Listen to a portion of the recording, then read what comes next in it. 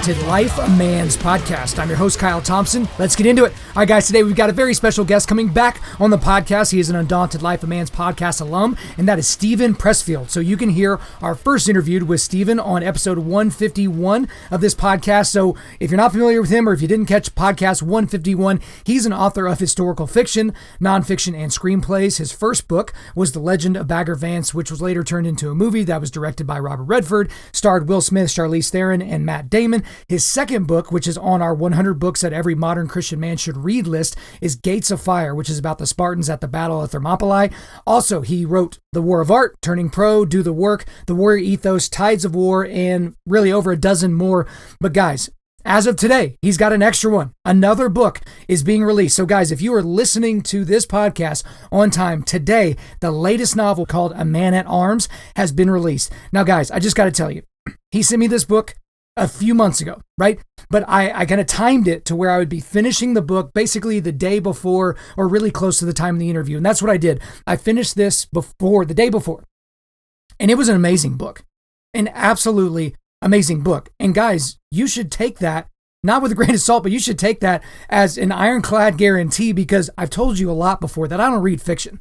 It's just really hard for me to keep the characters straight. It's hard for me to follow the narrative. I get distracted easily. So for whatever reason, reading nonfiction and kind of garnering the ideas and distilling them all down is way easier for me. So I might read one or two fiction books a year. And guys, if this is the only fiction book you read this year, it's a good one. It's definitely worth it. But we talk about that in this podcast. We also talk about the Warrior Archetype, which is a YouTube series that he put out. There were 50 little mini episodes. We dig into that, so I think you guys will really enjoy that. We even talk about his relationship with Jack Carr and kind of how, that author is another author that he inspired and another artist that he inspired with his work. And then we've got something a little bit special after the end of the show today, and we're actually going to get into some spoilers in his book. And, if you haven't read the book, I would not suggest that you do that. But guys, Steven Pressfield is just such an amazing dude. He's so fun to talk to. He's very deep in terms of his thoughts. And there are a few times when you could tell like he was trying to cut off his answers so that we could move the interview along. And I'm sitting there like, no, please going. Please keep going. Like this is great stuff. So he always gives great answers. He gives very thoughtful answers. He's incredibly generous with his time. And I'm not going to keep him from you any longer. So guys, without further ado, let's get into it. Steven Pressfield, welcome to Undaunted.Life, a man's podcast. Kyle, it's great to be here on my second time around, and I'm really looking forward to it. That's right. I should have said welcome back to Undaunted.Life, a man's podcast. You were the first return guest. We've got some two-part interviews coming up, but you are the first return guest, and for good reason, because you've got a new book coming out. Guys, if you were listening to this on time, this is the day his new novel is released. It's called A Man at Arms. It's a novel. It's just another one of your great novels. I actually just finished it yesterday, so I just want it to be really, really fresh. And another thing I really like to do with authors that come on the show to talk about their books is I always like to hear them give their synopsis of the book. Because, I can read the synopsis from Amazon or from your website, but you get a little bit of passion and you get a little bit of that inkling of the creativity. So if you would give our readers a little bit of a primer as to what A Man at Arms is about. This is a book that I've been trying to write for about 13 years and have never been... The main character of A Man at Arms is the one-man killing machine of the ancient world, Telamon of Arcadia, the solitary mercenary who is a recurring character, the only recurring character in any of my other stories. He appears in like 3 other books, and as a minor character. And for years, I've wanted to do a book that was entirely about him, and his journey and what he's up against. He's sort of like the archetypal warrior pushed to the limit, like a samurai, like a Clint Eastwood man with no name type of guy. So I just was searching for years. I would just do sort of outline, trying to come up with a story that would actually work. And finally, like a couple of years ago, I had this idea of a character of a young girl, like a 9-year-old mute girl that you know about since you just read it yesterday, Kyle, or finished it yesterday. And that to me was sort of the key that kind of opened the story, that allowed me to kind of get into Telamon's progression and where he was going to go, which I didn't really know before I kind of plunged into this. So for me, this is the completion of something that I've really wanted to do for a long time. and I'm proud of it and excited to get it out there. So where did the idea for you? Because again, I know that there are some authors that they'll fall in love with a certain character, but they'll just kind of leave them over there. Like where did the idea come from that Telamon needed his own journey, needed his own story? Where was that? I mean, I think it was sort of built into the character in the previous three books that he was in, mainly two Hmm. books. He was just a cameo in a third one. But he's a guy, he's a warrior, but a thinker as well. I would even call him a philosopher. He has this whole philosophy about what the goddess that he worships is the goddess of strife. You know, he sort of, which is a very dark philosophy, and I Hmm. kind of felt like he's he is struggling to get beyond this. He's trying to get to the next level of manhood or whatever it is, and I sort of wanted to, you know, creativity is a funny thing. Sometimes characters take over and do their own thing, and the only thing you can do as a writer is just sort of hang on for the ride. And that's Hmm. kind of what I was hoping was going to happen with this book, and it did. So I just wanted to see where he was going to go, what the next stage was of his thinking. Well, I got to say, you bring up how, he worships the goddess of strife. And I got to be honest, for me personally, I don't know what this says about me, but I'm more attracted to kind of the darker sides of different art forms. So even the other day, my wife and I were trying to find a movie to watch, and I looked through all the stuff I had saved on my playlist on, Amazon Uh-huh. Video or whatever. And it's all, murder mysteries, Uh, where there's, some sort of horrible rape involved or some horrible drug deal. Like everything's like really, really dark. And so it's interesting when you read a book where the character is kind of working through that with an audience watching, but also with the other people watching. Do you feel like you kind of have you know, a bias towards kind of the dark side as well? I do. I think in many ways my own philosophy is dark cut with light. It's light, but Okay. it's also very dark. And I'm like you. If I have a playlist, it's full of these horrible, Yeah. super dark movies. And the characters that I love are really the darkest characters, which is one of the reasons I love this guy Telamon, because his philosophy is very dark until he evolves to the next level. Right. Well, one thing that I may have picked up, and I might be reading something into it that's not there at the end of the advanced copy that you sent me, which again, thank you Uh-huh. so much for that. There's an acknowledgements page, and just how some of your acknowledgements are worded, it makes it seem like this was a book that maybe your publishers or maybe people in your life weren't super excited about getting out there, or maybe it was difficult. Now, the thing I'm reading into it is that there might be some resistance because there are biblical themes and biblical characters and content Uh, inside of the storyline. Am I reading something in there that's not there, I or is think there? you are actually, Okay. Kyle. Yeah, I'm kind of surprised to hear that, because actually my two editors both fell head over heels in love with this book, and I actually sort of got in trouble with them because I kind of had to choose. I had to go with one and not another, and they both really wanted it, and so. Yeah, so no, there was no real reluctance at all. It was really the opposite, great enthusiasm for Well, stop pretending and adding drama to your life that isn't there. That'll be the last time I it. do that, Stephen. But I got to say, even for me, just reading the synopsis of the book and reading when I started getting into it, that is one thing that kept me very excited and enthralled with the story was the time of the time in history that it was taking place and some of the historical figures. And I guess that leads to my next question, which is you make a lot of historical references to that time period, as to where the story takes place, but you're creating characters and creating different places for these characters to act out their lives. How do you effectively, as an author, weave historical truths into a story, without overwhelming the narrative? That's a great question. I mean, now the time period is like 20 years after the crucifixion. So it's Mm-hmm. the first century AD, around 55 AD, 50 AD, in Jerusalem, in Judea, in the Sinai desert, kind of the wilderness of Sinai. And, it's sort of a technique of historical fiction that you would take actual characters from history, Alexander the Great, Leonidas, whatever you want to take, and you would insert a fictional character as a kind of an intermediary into the story, kind of almost like a fly on the wall, almost like you're beaming this character back into the past to kind of watch what's going on and to participate in what's going on. And I think not only is that legitimate, but I think it's almost a key thing that you have to do to get in there. Not always, but sometimes. So in this case, the story is about a theme that I needed a character to embody that theme, in touching base on the post-crucifixion world, when the Roman Empire was in charge, when there was this new faith, this new religion that was starting to come up, and that was a big threat to the Roman Empire, and that they wanted to crush this thing before it could get going. And so that's where I sort of brought, sort of combining my character, my one-man killing machine character, with this era was really kind of opened the door, along with this little girl character, to really getting into what I wanted to get into about that era.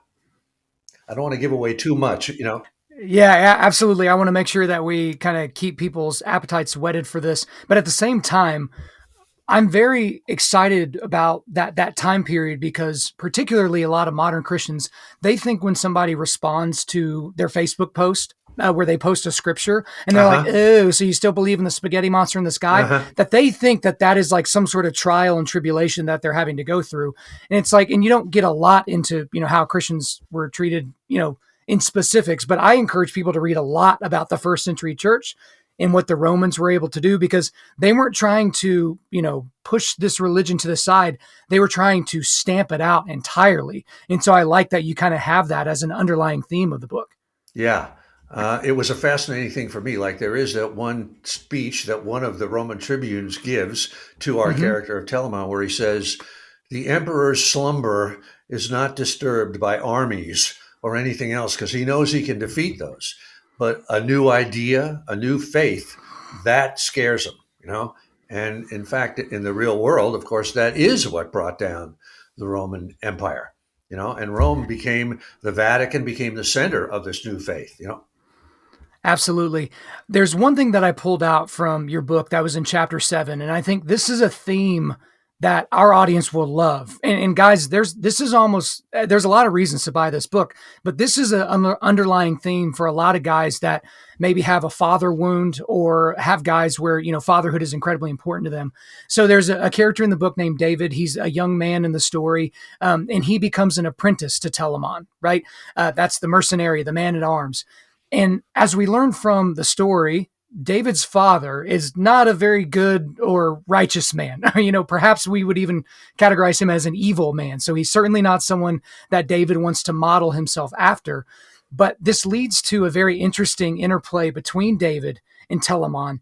And David, and I'll just kind of read it here. It says, "You're my father now," the boy said. The man at arms only grunted. And so this is the boy, David, kind of like expressing to Telamon, you're my father figure, you're my dad. And I want to, if you'll indulge me, this might be a little weird for you, but I want to read about 3/4 of the last page of chapter 7, because I think it is absolutely incredible. And this is one of the biggest things that I wanted to kind of get with you. So will you indulge me a little bit as I kind of read through this section? All right. David knew at once that he would follow this man. What he taught, David would learn. What he commanded, David would perform. He, the youth, would enroll himself in the academy of the highway, in the school of conflict. Such secrets as the man at arms might impart, David knew, would have to be prized from him one lesson at a time, one action, one word. David did not care. Whatever the price, he would pay it. Why this one? David asked himself now as he trekked in the train of the solitary mercenary. Why him and not one of the thousands of pikemen and archers and cavalry riders, Jew and Gentile, whom David had encountered over his short but keenly observed span of years? David sensed something about this individual. He could not have articulated its essence, even in part, even to himself. Yet the boy felt in this man something deeper and more profound than simply strength or skill or even Andrea, manly virtue in the Greek sense. This man at arms had a religion too. It was not a faith of the lamp or of the blessed by and by. It was not of soldier's code or a code of honor. It was sterner and more solitary, a doctrine shorn of pity even for oneself, but which touched somehow, David sensed, upon the truth as immutable as death and as primal as creation. David resolved that he would give all he had and all he ever would have to acquire that which this man at arms possessed, this wisdom, this understanding, the knowledge of these mysteries.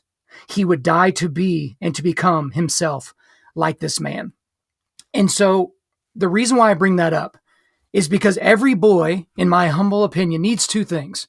He needs a father and he needs a path. And in Telamon, David saw a father figure of sorts, maybe not a biological father figure, but a father figure and a path. Now, for me, that is something that defines the book for me, and we'll certainly get more into that maybe even later after the credits, which we'll talk more about later. But is the father-son dichotomy, is that father-son connection, was that a plan from the beginning to be a huge theme of this book? Because that right there, that just carried me through the entire rest of the book. That just gave me all kinds of excitement. That just, again, that sort of, I really give you a lot of credit, Kyle, for picking that out. I would say that's one of the central themes of the book that you put your finger on. In fact, if I can quote another line there, there's when David says to Telamon, "You're my father now." Telamon responds to that after a little while. He won't say anything for a little while, but then he says to him, you have shown spirit, so I will let you accompany me, but I'm not your father and I'm not your brother and I'm not your friend. And he says, what you can learn from me by watching, I'm happy to let you learn. And if you die, as we're on our little adventure here, I'll bury your bones. That's what I'll do for you, but I'm not your father. And that to me was sort of the essence of that character. And of course, not to give too much away, but in the end of the story, the roles reverse in a way, and it's Telamon who learns from David, But very, very definitely. It's funny, when I started the story, writing it, I didn't have this character of David. I didn't have this young apprentice. I just had the warrior, and somehow I just kind of felt the need for this young boy. I felt the need for somebody to look up to Telamon, and that Telamon could kind of react against, and that he could also teach as he went along. And as you know, his style of teaching is he never practically says a word. He just does things and lets David watch him. But yeah, I think absolutely you hit the nail on the head, with a father, a mentor, and a path. And that's what Telamon provides for this young boy, David. And guys, we're going to move on to some other subjects, but again, I could not recommend A Man at Arms more highly. And again, this is coming from a guy, and I talk about this a lot, Steven. I don't really enjoy fiction that much. I basically will read 1 or 2 fiction books a year and maybe 20 or 25 nonfiction books. So I could not recommend this more highly, and I'm glad I took it down this early in the year. But I do want to transition to the Warrior Archetype. So that is your YouTube series that you released, and you released 50 kind of mini episodes, typically between 5 and 10 minutes. And this was really going into the subject matter of the warrior archetype. And so last time on the last podcast, you'll go and listen because you already explained, why you want to get into that. But there were a few things from a few of your episodes I wanted to ask you about. And the first one is from episode 6, and that's called Come and Take Them. Okay, so this was the war where the 300 Spartans were going against the Persians at the Battle of Thermopylae. And you said that battle, right, that war was the supreme example of the warrior ethos and the warrior archetype. And, some of the reasons you gave is that it was a good war, a righteous war. There were crazy odds stacked against the Spartans. And the stakes, Western civilization was at stake. But you say the main reason that it's kind of the supreme example is because the Spartans knew they were going to die. So why do you think that makes it the supreme example of the warrior ethos and the warrior archetype? Well, I would say the supreme expression of warrior honor, warrior valor, is to give your life for others, for a cause that's greater than yourself, And like there's a famous story of some Spartan king where they asked him, what was the supreme warrior virtue from which all others flowed? And he answered, contempt for death, which I think is he was absolutely right. And if you think about any other great battles that you can think about. The warriors on one side go in either thinking that they can win, right? There's going to be a happy outcome. They're going to win, or that they'll survive. Maybe they'll lose, but they'll survive. But almost never is there a battle where the people go into it. The Alamo is another kind of example where the people on one side say, we're not walking away from this. We're there. This is a suicide mission, and we all know it, including, particularly in this case, where your own king is going there with you. And he knows that he's going to die. So that, in many ways, that is, to draw an analogy, it's like Jesus on the cross. I don't mean to get too spiritual here or anything like that, but it is in a communal, collective level, 300 people together, 300 men together, knowing that they're going to die and going through with it. Nobody ran away. Nobody copped out. Everybody went through it. And in fact, they saw it as a supreme act of sacrifice in the highest way. I don't know if they believed in heaven or anything like that, but they certainly felt that they would be remembered forever, and that this was a great, great thing they were doing. And of course, it was. So that's, to me, what separates that particular battle from anything else that I can think of. Now, one thing, just as a short follow-up to that, and then we'll get into another episode. So obviously, everyone knows, because of your writings and just because of history, that the Spartans were betrayed, and that, basically there was a goat path that was allowed them to get flanked, and then they were being fought by both sides, and that was basically curtains for the Spartans. But do you think that they maybe thought that they could withstand the Persian army and the Immortals and all of that if they had never been betrayed, if the goat path had never been discovered? Do you think there was any of that, or was it from the beginning, hey, they knew that it was only a matter of time, they just thought they would probably hold out a little bit longer? I think they absolutely knew. And the reason why I say that is when King Leonidas selected the specific 300 warriors to go, he selected them all as fathers of living sons. So and another thing was that the Greeks, and particularly the Spartans, really believed in was prophecies and oracles. And there was a very famous oracle that Sparta would survive, but would lose a king. And in this particular case, so Leonidas absolutely knew that. And I also think that in a way, he knew the battle was a holding action. He knew there was no way to hold for very long, 4,000 against, millions or whatever. And that the real victory, if it came at all, would be produced later on in subsequent battles, when the other Greek cities, Athens and Corinth and Argos and all them, would rally and put together, enough of an army and a navy, as it worked out, that they could hold off the Persians. So I think that he wanted the example of Spartan courage. In a way, they wanted to die, because to inspire their fellow countrymen to live up to their. And there's also a great moment in the true story of Thermopylae, not just what I wrote in Gates of Fire, but that when the Spartans and their allies, they had about 4,000 allies from the other Greek cities, when they knew they were going to be flanked by the goat path, they had like a couple of hours before the actual Persian immortals got behind them. So they could have fled. And in fact, Leonidas released the allies. He said, you guys go home, take the path, get out of here, live to fight another day.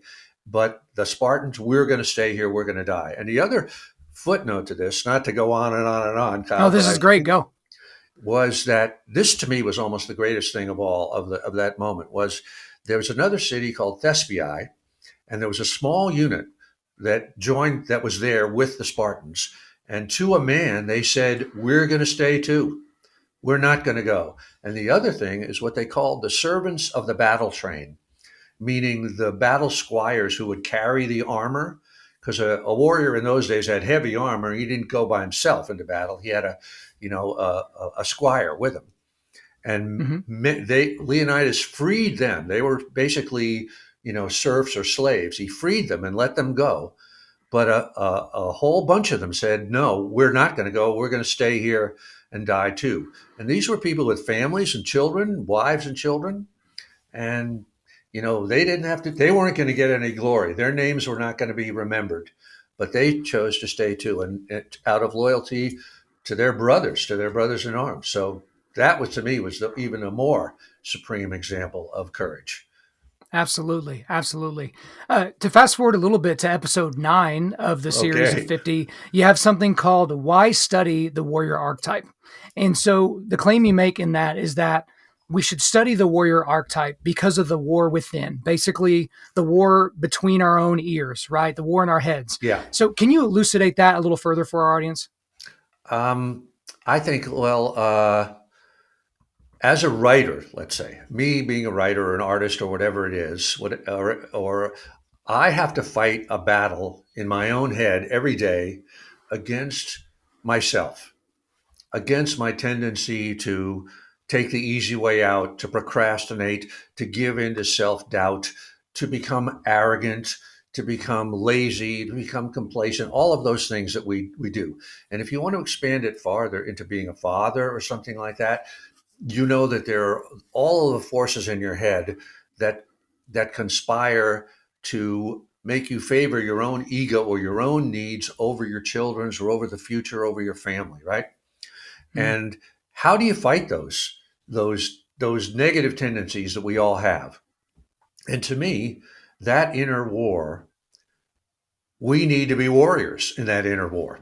And the same virtues that are embodied in the warrior archetype, virtues of courage, patience, selflessness, love for our brothers, the willing embracing of adversity, those virtues that a warrior would use to fight external enemies, like the Spartans would use to fight the Persians, or anybody else you want to use as an example, that we use those to fight the inner war inside our own selves against the the what do you call it, the lower angels of ourselves, not the better angels, not our nobler self, but our baser self that is constantly every day trying to drag us down.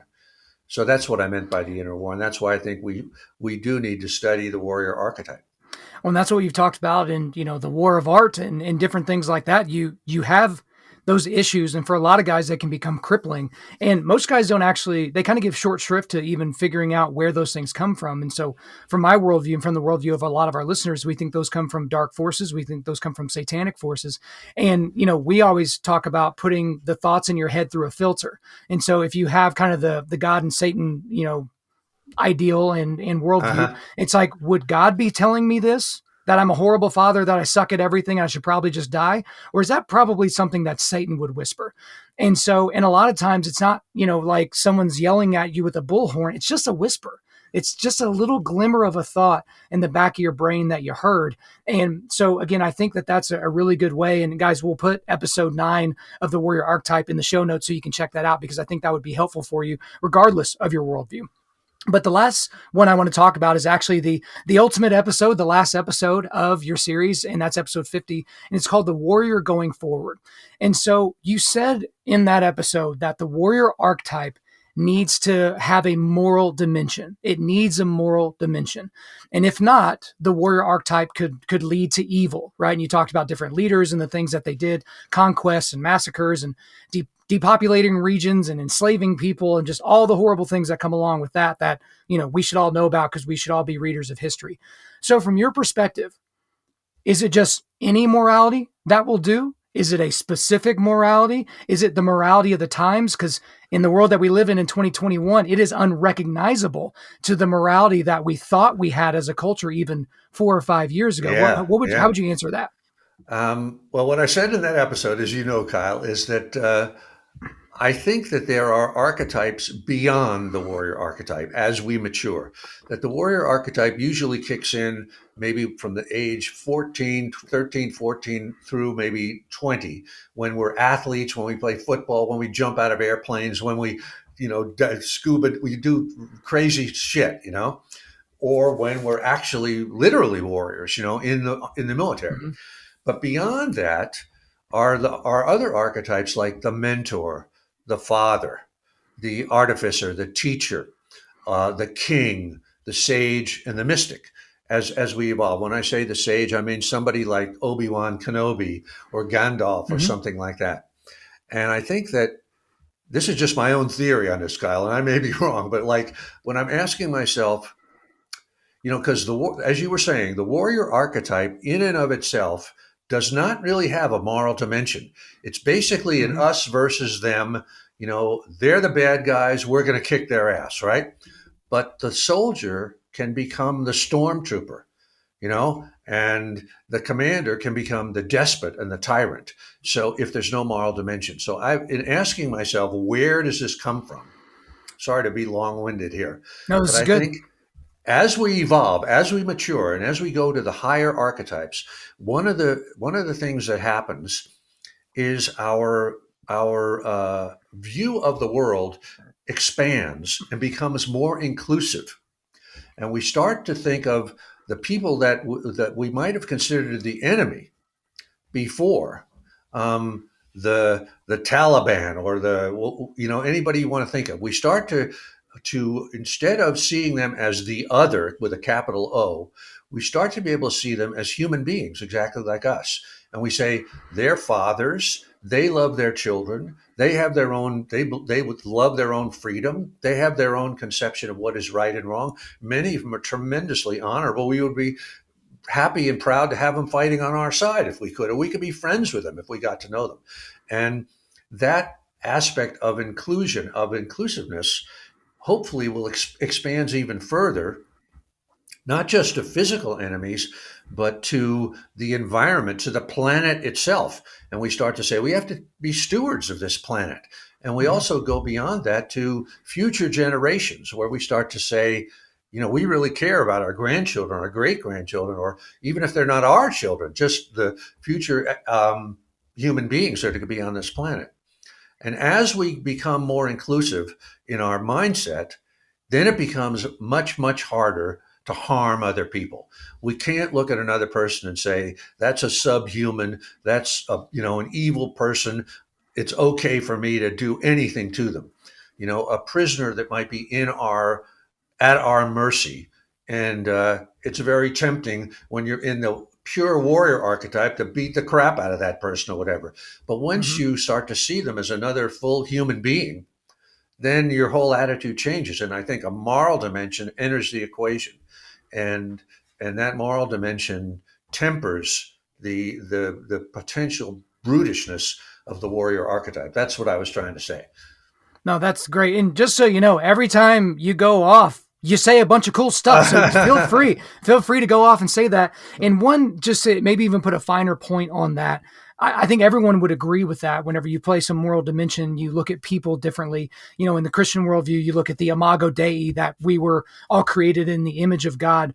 When you're grounding something in morality, and I do want to kind of put a finer point on it, what morality? Because morality is incredible. In this, we kind of live in this postmodern, post-truth world. What's true for you isn't true for me.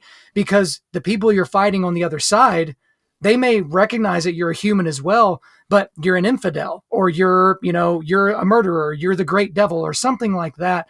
So what specific morality? Like, where do we lean to? Is there something that we can glean? Well, one of the things that, I mean, it sort of comes back to the golden rule of, act towards others as you would have them act toward you. But if you want to look at it in say, a Hindu tradition or a Buddhist tradition, which I think is a parallel thing, the whole idea of karma, as I understand it, is that we are all one, all of us. It's an illusion that you are a separate individual from me and I'm a separate individual from you. And when I violate that law that we are all one, when I hurt you because I think it doesn't hurt me, even if it's Mhm. with a word or if it's something physical, that is a debt that I incur, a karmic debt that I've got to, it's what goes around comes around. It comes back together. So I think the ultimate morality, let me go back to the Spartans for a minute, or I'll even Mhm. go back to Jesus. They, I'm a believer that life exists on two levels, at least two levels. There's a material plane that we're on now, And then there's a higher plane that you might say angels live on, or the gods live on, or whatever you want to say. And on this lower plane where we live, there are certain laws that we take as real. And one of those laws is that death is real. When you die, you're dead, right? It's over. Another thing that we accept on this plane is that each individual is different from every other. I'm separate from you. You're separate from me. I can harm you and it won't have any effect on me. The other element on this plane that we live on, the material plane, in my opinion, this is just my own theory, is that the predominant emotion is fear.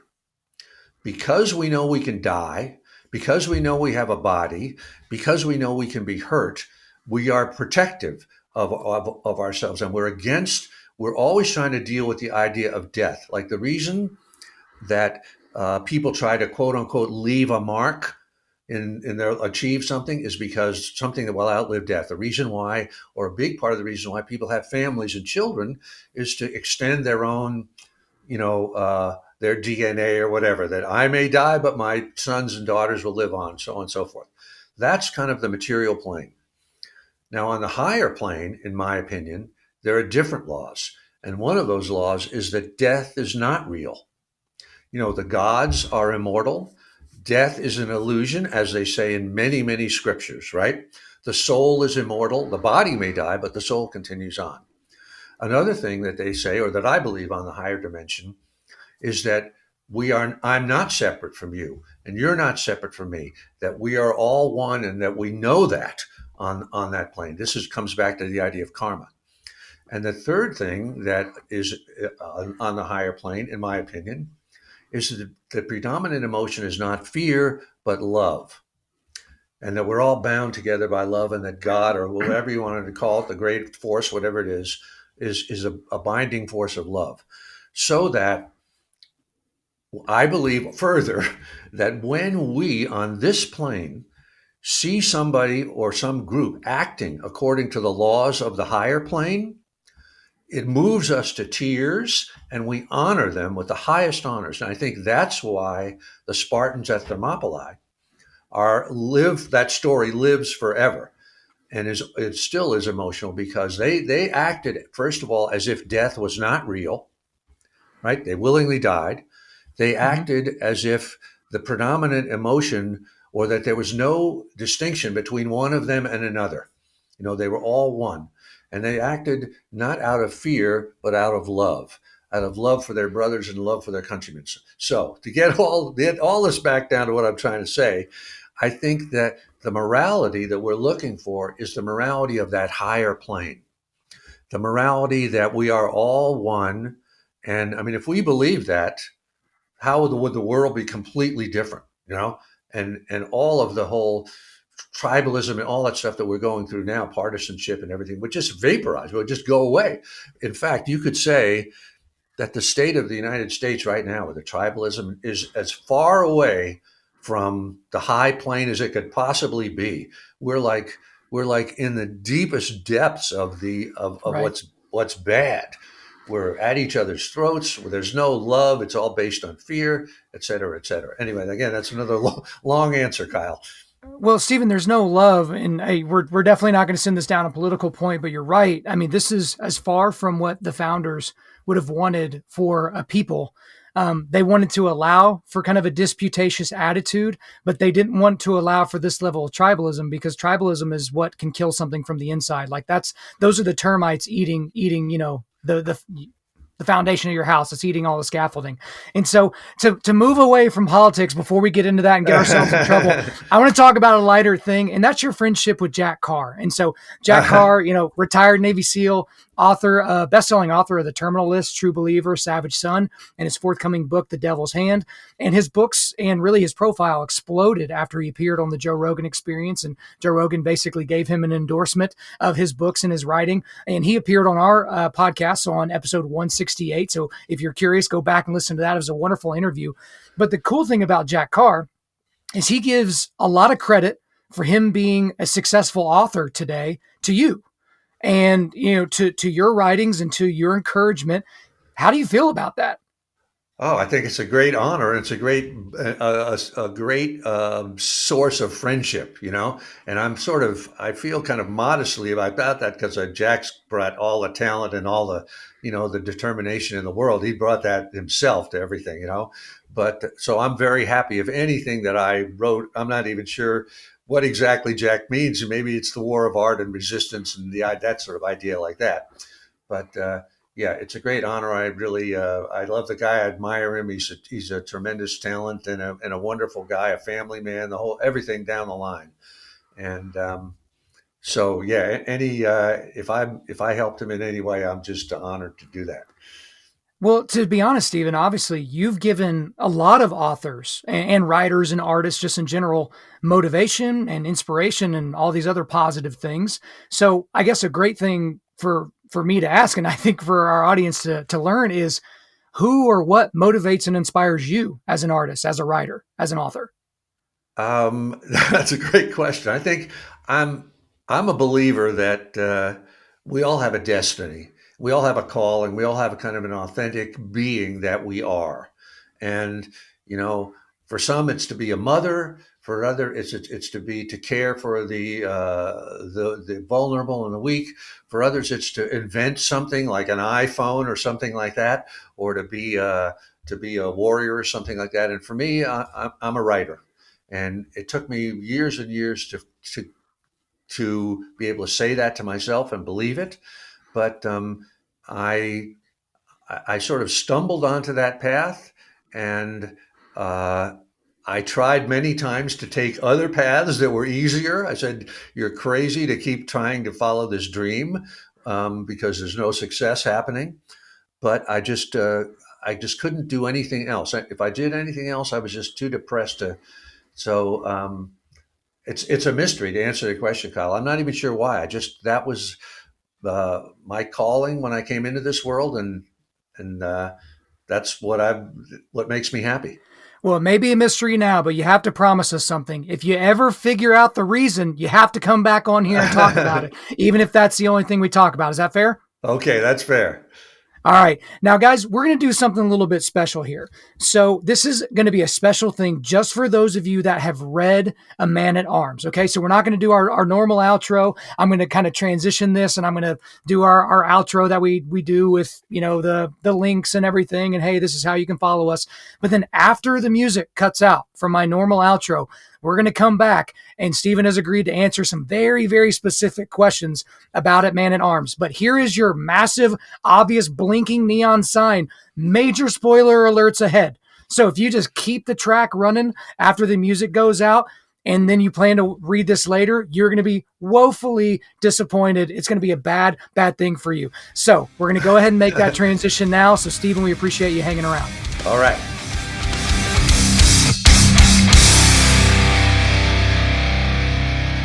All right, guys, we are going to do our normal outro for those of you that have not read A Man at Arms, but after the post music and all that kind of stuff, we're going to get right back into the interview. Before we let you guys go, we are going to do a quick resilience boost. As you know by now, at Undaunted.Life, our mission is cultivating manly resilience. Specifically, we do that by providing you content like this podcast that helps you forge spiritual, mental, and physical toughness. So today, I've got these links for you. I've got the link to the Steven Pressfield website. So anything that you want to know about him or ordering his books or anything, you can get that there. I also have a link to the Amazon page where you can order A Man at Arms, a novel by Steven Pressfield. And guys, I know Amazon's kind of doing some weird stuff now with like taking books off and not selling books anymore. So my encouragement to you would be support local businesses as much as you can, but I will say Amazon is just kind of a good, easy place where you can read the description of the book. But I would always suggest that you buy local, support those local bookstores.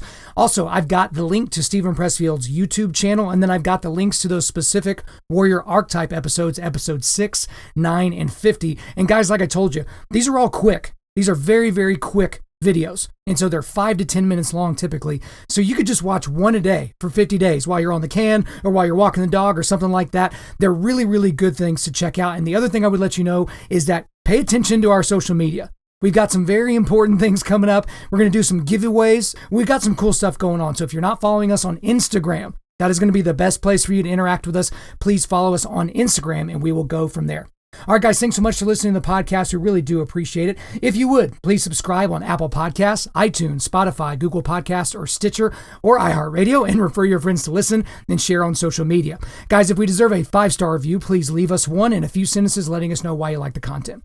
I'm currently booking speaking engagements for the remainder of 2021, so if you want me to come speak on your podcast, at your men's event, at your church, just hit me up, info@Undaunted.Life. The email is info@Undaunted.Life. The website is www.Undaunted.Life. You can follow us on Instagram and Twitter @UndauntedLife or Facebook.com/UndauntedLife. Check out our free devotionals on the YouVersion Bible app. Just search Undaunted Life under plans. And as always, we want to thank the band August Burns Red for allowing us to use their entire music library for our content. The intro-outro track on this podcast is our song Defender, which is off their latest record entitled Guardians. The links are in the description. I'm your host, Kyle Thompson. Remember, keep cultivating manly resilience. Keep forging spiritual, mental, and physical toughness. Keep seeking the Lion of Judah.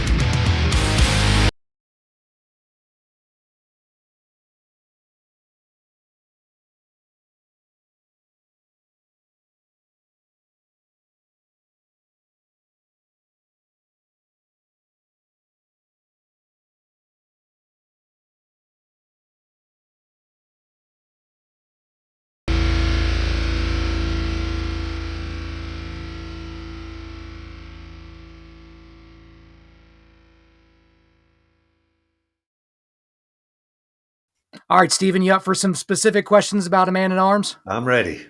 All right, so just a few here. So at what point, and again, major spoiler alert, major spoiler alert for anybody that did not listen to me the first time. Okay, that's your last spoiler alert. At what point in the writing process did you know or decide that David, the apprentice, was going to die, and in a somewhat sacrificial way that he did? That's a great question. And I have a wonderful editor and my dear friend, Sean Coyne, who has been my editor since Gates of Fire. And I always have him, he goes over everything and advises me, et cetera, et cetera. And in my original draft, I had David live. And Sean said, no, he's got to die. He's got to die. And I kind of resisted. I said, no, why? Why do he have to die? I really love this kid. I don't want to. But, in thinking about it, he was right. And in thinking about why that sort of is in stories is when one character sometimes dies, what happens is in some metaphysical way, they're reborn in another character, or the death for instance, after that, since we're doing spoiler alerts, a big part of the final pages of A Man at Arms is Telamon carrying David's body for miles, to give it a decent burial, even though, and if you remember what we were talking about earlier in the show, where Telamon said, "I'm not your father, I'm not your brother," and so David's sacrifice sort of was the final soul energy that went into Telamon that pushed him to his last bit of change, where he really let love. We were talking about love on the show earlier here on the podcast. So I think that's the reason. And if you think about, like, you remember the movie Unforgiven, Clint Eastwood's movie? Yeah. With you remember the Morgan Freeman character not only gets killed, but he gets, like humiliated, and they put him up in a coffin, with a sign around his standing upright in a coffin on the main street of town. And I think you would say, when that character died in that movie, I thought, oh no, he's the best character. I love the guy, but you could see that his death changed the character of Clint Eastwood, and really hardened him and sort of brought him back to, that sort of ultimate, justice bringer that he was in the end. So that's why David had to die. I still feel a little bad about it, but I think it was the right thing to do. Well, the funny thing about that is I feel like you kind of swerved me as a reader, because again, I don't read a lot of fiction. I think this thing is going to happen in the movie, and it's definitely not what happens. But everything in my brain was pointing to the fact that Telamon was surely going to die, and perhaps in some sacrificial way, or it would have to be a sacrificial way for Ruth and or for David. So why did you choose to let Telamon live, or why did you and your team kind of say, okay, David, get out of here, you're dying, you're going to get gut stuck, and that's it. But then Telamon got to live. It's funny. I never thought about killing Telamon. I Mm, felt like he has got to go on. He's got to go on to whatever the next evolution is. And I know that I'm going to have to write that book. And I'm terrified of writing because I have no clue where he's going to go. But I didn't think, I think the ultimate moment for Telamon will be when he does die. That's kind of coming, but I didn't think he was quite there yet. That he still had hmm more to learn, and I liked very much the idea of him going off. That you were talking about the path before, Kyle, hmm continuing down the path, but now with Ruth, which was again from the start of the book a radical change. You would never have thought of that at the start of the book. So Right. yeah, it never occurred to me to kill him off at all. Maybe come Okay. close, maybe come very All right. close, but not quite. Yeah, it felt close. It felt like there was kind of that Yeah, slow deterioration, and yeah, then he got the little potion from the witch, and then that he yeah. was gonna, after he had fought like three men, that it was gonna be bad for him after that. But Ruth, the character, the young girl, she is a mute until essentially the climax of the entire book, and it's like it like gave me goosebumps because you just assume this girl's a mute. She's a mute. We've been told for 280 pages that she's a mute. Okay, why the choice to keep Ruth a mute until the climax or the end of the book? Was it just for that tremendous? Because I feel like you had a great climax anyway, but then you threw the fact that Ruth talked on the end. It was like, what? She can talk? Like she just held her tongue through all of this. So why do that? I was afraid that readers might uh, suspect that that was coming. I wanted it to be a Mm. complete surprise. You know, Well, Steven, I I'm an idiot. I don't read things very well, and I have to read slowly, and I didn't see it coming, honestly. but yeah, so that was what I was hoping. I was hoping that when she opened her mouth, that it would blow everybody's mind, and particularly with what she was going to say. She wasn't just saying anything random. She was saying, the words of the Apostle Paul, which are Right. incredible. And I was really afraid that they too would sort of make my writing look like shit, but by comparison. But I really wanted her the fact that she was able to bite her tongue through the whole hmm book, because you knew that at the end you realized she could talk from day one. That was the whole sort of shows was proof to me that she was the supreme warrior. Not even Telamon could have done that, because she had so many moments when it must have been bursting out of her to just say Right. something. She was But so under but control, you but she know? couldn't do that because she was true to her mission. Once she did that, the mission was blown. So that was, uh, yeah, I intended that from the start, that she would hold her tongue all the way through till the very end. Well, I think it also speaks to, again, coming from a Christian worldview that I hold to the transformational value and power of scripture, because we live in a culture where I've got the YouVersion Bible app on my phone. I've got the Bible in every language right here on my phone. And yet I don't find enough time to read the Bible. I have 5 or 6 Bibles on my bookshelf over here in the other room. We're surrounded by scripture, but at this time, there was none of that. And so for somebody to be able to speak the words of the Apostle Paul, that didn't just give goosebumps to me, the reader. Like if you were to drop down into the world that you created, the amount of shock and awe and beauty and power and emotion of that moment had to be just completely overwhelming. And we lose that here in our modern 21st century context because scripture is just a thing. People just talk about the Bible, even though they don't read it. You know what I mean? It's kind of an interesting thing. You know what I mean?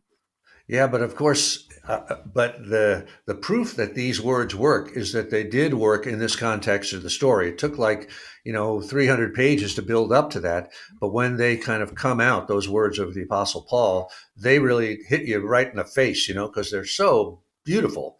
And so, sort of, I'll tell you where that came from, Kyle, for me, because I'm not a particularly religious person. I'm not a particular Bible reader or anything like that, but my niece got married a few years ago, and she asked me to be the officiant at the Mm, ceremony. Actually, her dad, my brother, married her earlier in a secret kind of ceremony, and then I was going to be the one that did it in public. Okay. And so I went to the Book of Common Prayer. I had to put together, what am I going to say? And all of the things that sort of grabbed me were from Paul's letter to the Corinthians. We see now through a glass darkly, but then face to face, and love suffereth all things, believeth all things, et cetera, et cetera. And so that was kind of in my brain somewhat. Like I say, creativity is a strange thing. I'm sure that went into the computer, the mental computer, and came out a few years later. I just thought those words are such poetry. They're so powerful.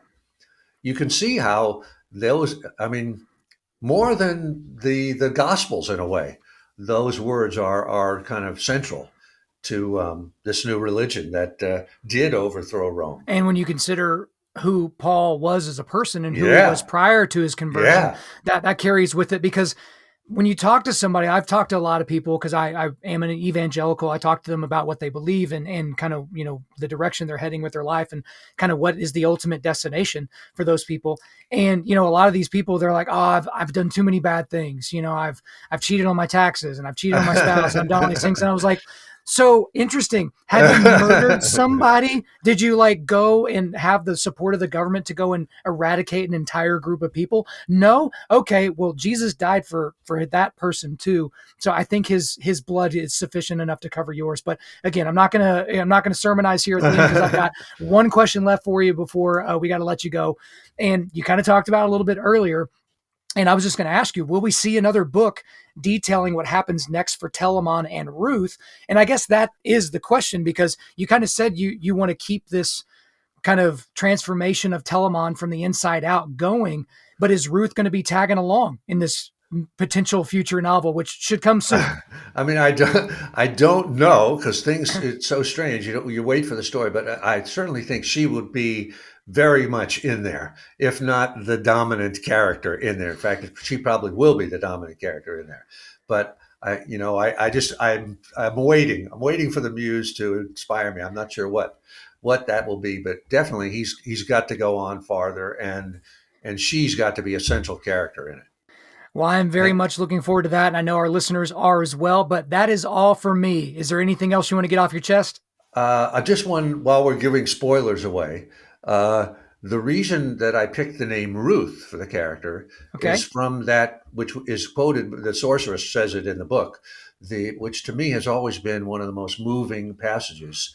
I'm a King James Bible guy. When Ruth says to Naomi, entreat me not to leave thee or to refrain from following after thee, for whither thou goest, I will go, et cetera, et cetera, et cetera. To me, that's what we were talking before, what I was saying before about us being all one on the higher dimension, that the Spartans believe that in Jesus, and et cetera, et cetera. That expression of Ruth to Naomi, that, I'm with you. I am not going to leave you ever, if aught but death part thee and me. So that was what I wanted the character of Ruth to be bound both to the character of Michael, her, erstwhile father, and to Telamon, and that would be her single characteristic, most dominant characteristic, was the bond that she would create with these two men, and that nothing was going to break that bond. And I think that's in many ways the most powerful thing in the world. Father to child, whatever you want to call it, husband to wife. It's the most powerful thing. And that's what gave her power, in my opinion. Excellent. Well, that is a tremendous little tidbit, especially for those of you that read the book. But again, we really appreciate you coming back on. Steven Pressfield, thanks for coming back on Undaunted.Life, a man's podcast. Hey, thanks, Kyle. And I got to say to you, I really, nobody has asked me the questions that you're asking me, and they're really terrific. They really are going straight to the heart of everything. So I take my hat off to you. Whatever you're doing, keep doing it. You're doing great. All right. We'll call it the muse at this point, or maybe God. Whatever. All right, Steven.